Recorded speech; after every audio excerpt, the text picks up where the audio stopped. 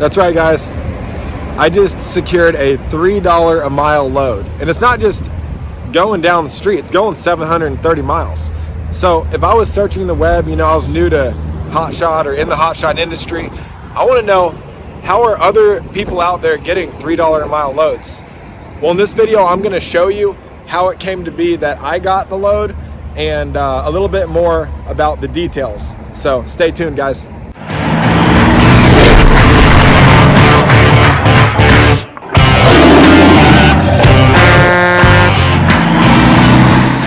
I'm here. I got here at 4 p.m. They close at 4 p.m. or they stop loading trucks.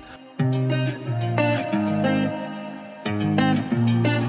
been signing on the city lights. All this doubt around me, then but look, I got it right. Don't you try to hit me, now you live a petty life. All those nights I laid awake, I pray for better life. Now I wake up with a baddie like I said I might. All right, guys, so it's actually a day after I dropped off those pipes. I'm in a different destination now, but I just wanted to go over the story of how I got the $3 a mile load, because $3 a mile loads, when you're a non-CDL hotshot, aren't that common. So when I got a call from my old dispatcher saying he got a $3 a mile load,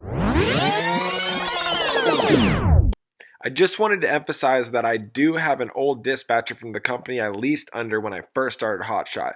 And leasing under someone allowed me the opportunity to get this load because it allowed me the opportunity to meet people in the hotshot industry. All right, let's continue. So when I got a call from my old dispatcher saying he got a $3 a mile load, it was a Friday. And I got all excited. I'm like, cool, I'm not going to be doing anything this weekend anyways. Well, Friday loads have to be dropped off on Monday. So that was one thing I had to kind of contest with in my mind. Do I want to take it? But you know what? When I routed it out, I could go pick it up on Friday, sleep at my house because I had to go back through my town, and then I had to go to Athens, Georgia. So I left my house 3 hours of deadhead. That was another stipulation. But since I didn't have to deadhead back and my house was on the way back anyways, and I was already going to be loaded up for a Monday drop, that means I could drop it off early morning Monday. So it made sense to me to go up there with a little bit of deadhead to drive 730 miles for $3 a mile.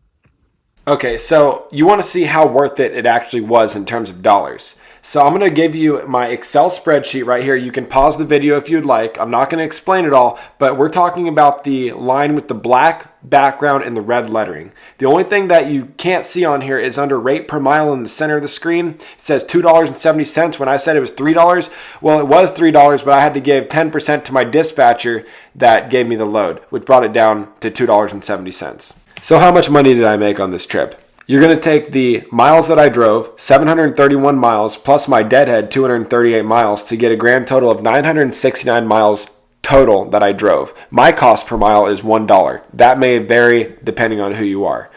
So I was going to get paid $1,974 after I pay my dispatcher. I'm going to subtract the amount of miles, because it's 1-to-1 cost per mile, 969 miles, to get a grand total of $1,005. Now, it's nothing to brag about, but anytime you make $1,005 as a non-CDL hotshot in a day, you should take it. Now, the other stipulation is that it was a tarp job. I went up there with no tarps. Luckily, the customer let me take their supplies and materials with no tarp, with the stipulation that I got home and I tarped it immediately, because I was only 3 hours away and I was going to be having it sit all weekend at my house. They said that's okay.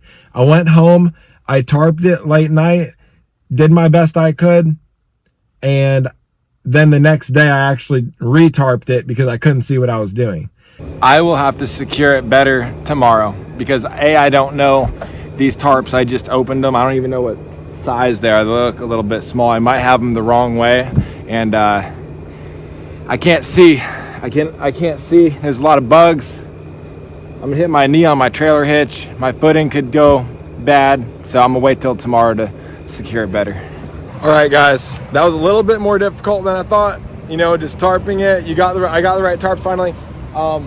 Little tip. So I was going down the highway and it was flapping like it was like engulfing air because I had the opening going toward the front. Kind of fold it like a bed, right? Take this corner, fold it up and around, bungee it on the inside that way. This corner, boom, in there, and then fold this back. So when wind hits it, wham, wham, wham. That's good.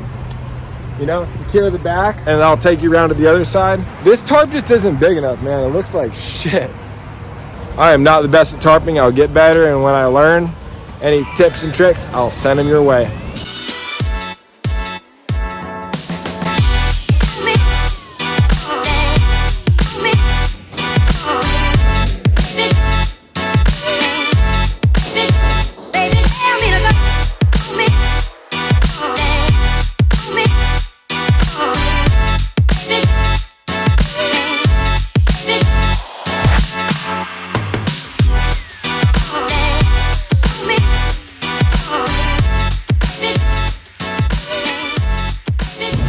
Okay, guys. Man, that's hard, man. It's hot. It's hot. Okay. These guys are in their nice equipment, moving around dirt, but 600 unit complex for University of Georgia. That's what they're building here. Was it worth it for the $3 a mile? I do think so. I do. Are you always going to get $3 a mile loads? No. You're not going to get $3 a mile loads every single time, but you can try. And if you're not out here hustling it, you'll never get $3 loads. So keep moving around, guys. Try not to take cheap freight, but do what you got to do. And until next time, I hope you enjoyed. I'll see you guys.